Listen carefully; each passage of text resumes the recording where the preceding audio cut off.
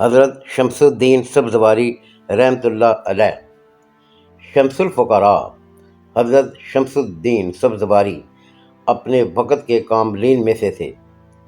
آپ کے والد ماجد کا اسم گرامی سید صلاح الدین تھا۔ آپ کی پیدائش 560 غزنی کے ایک شہر سبزواری میں ہوئی۔ اس وقت عراق پر محمد یار مرزا کی حکومت تھی۔ حضرت شمس الدین سبزواری کا سلسلہ نسبت حضرت امام جعفر صادق سے اس طرح ملتا ہے: محمد سبزواری بن صلاح الدین بن سید علی ملقب اسلام الدین بن سید عبد المومن بادشاہ افریقہ بن سید علی خالد الدین بن سید محمد محب الدین بن سید محمود سبزواری بن سید محمد بن ہاشم علی بن سید احمد ہادی بن سید منتظر باللہ بن سید عبد المجید بن سید غالب الدین بن سید محمد منصور بن اسماعیل ثانی بن سید محمد الفی بن سید اسماعیل اراج اکبر بن حضرت امام جعفر صادق علیہ السلام۔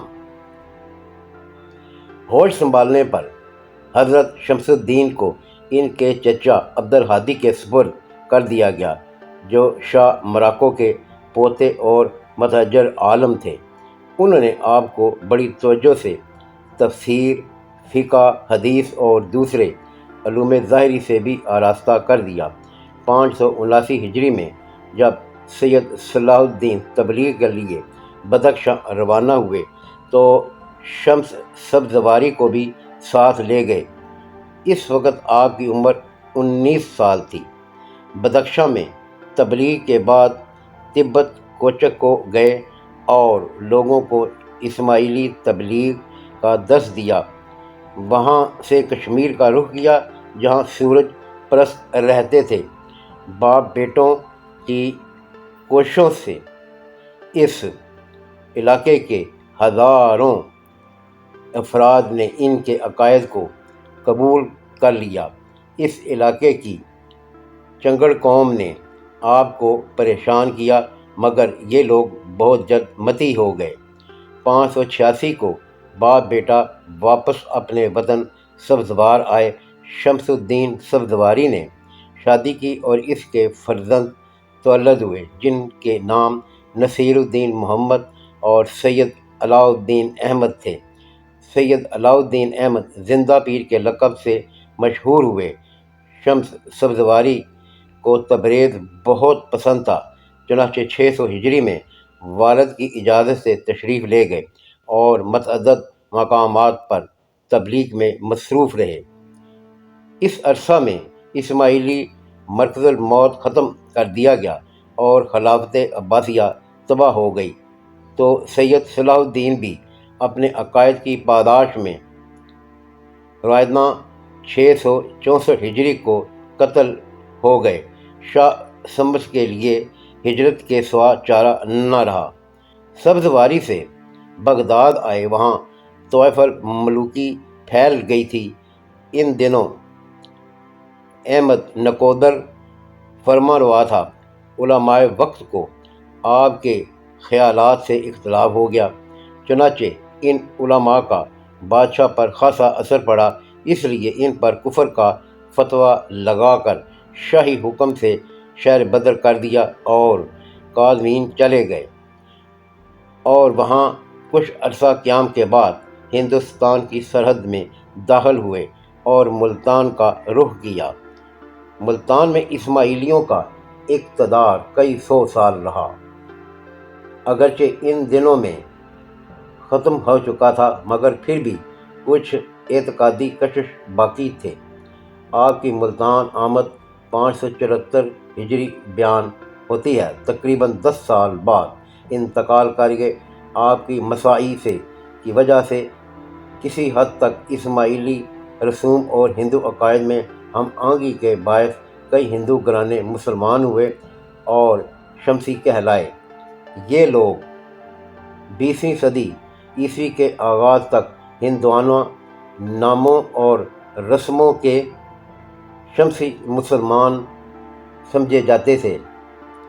حضرت شاہ شمس سبزواری کے متعلق کئی روایات مشہور ہیں۔ بقول صاحب تذکرہ الملتان، شاہ شمس صوفی بزرگ تھے۔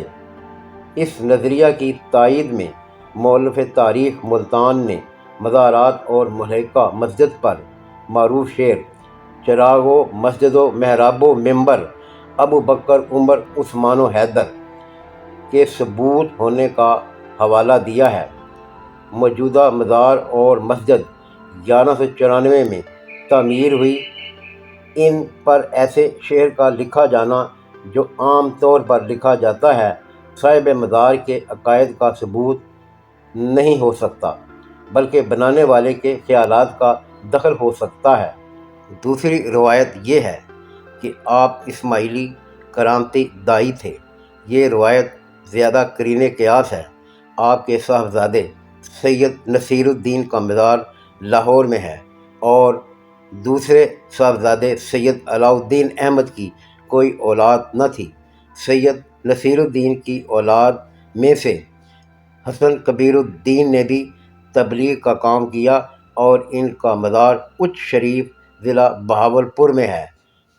ان کے فرزند عالم شاہ المعروف جتو شاہ کا مزار شاہ شمس کے غربی پہلو میں ہے۔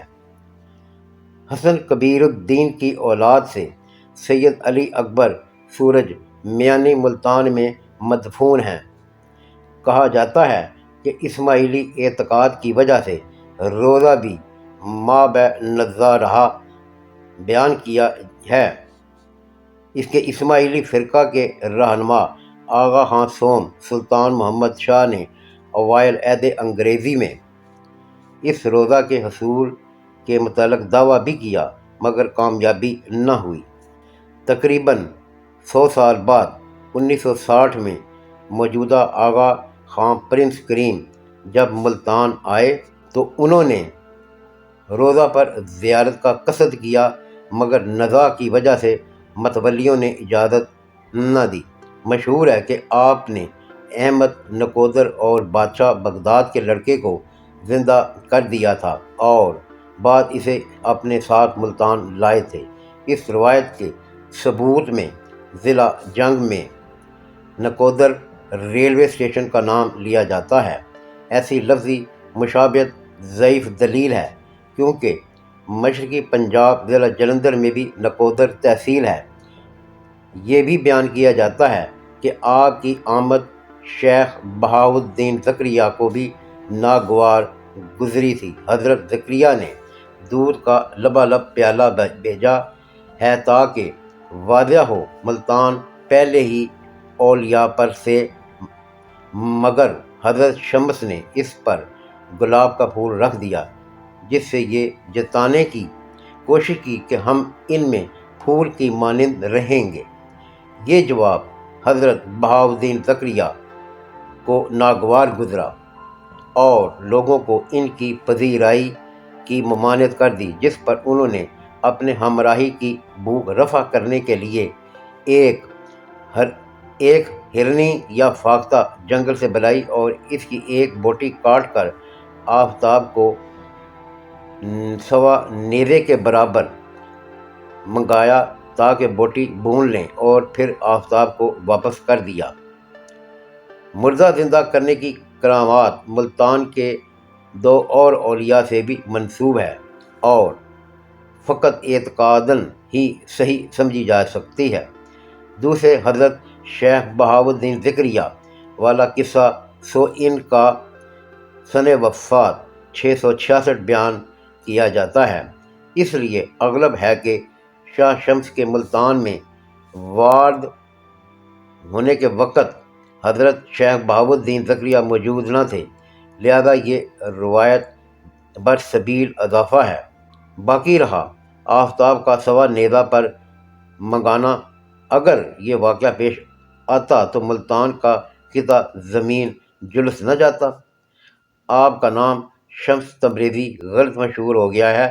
آپ سبزواری ہیں۔ محمد دین فوق مولف شمس تبریز مطبوعہ 1910 صفحہ 5 پر تحریر کرتے ہیں۔ مولانا شمس تبریز کے والد بزرگوار کا نام علاء الدین تھا اور ملتان والے شمس سبزواری ہیں۔ ان کا شمس تبریزی نام غلط مشہور ہو گیا ہے۔ دراصل ان کا نام مخدوم شمس الدین محمد سبزواری تھا۔ سبزواری سبزوار یعنی علاقہ غزنی میں امام جعفر صادق کے لڑکے امام اسماعیل کی اولاد سے 560 میں پیدا ہوئے اور ملتان میں ان کی آمد 574 ہجری ہے۔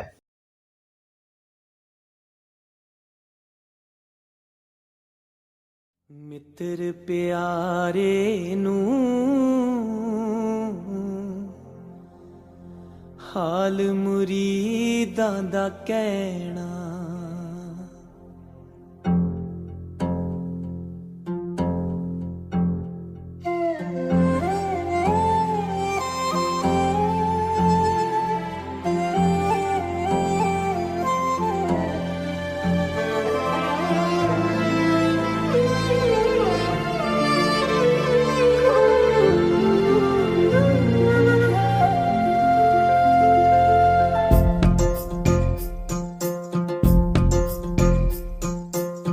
ਮਿੱਤਰ ਪਿਆਰੇ ਨੂੰ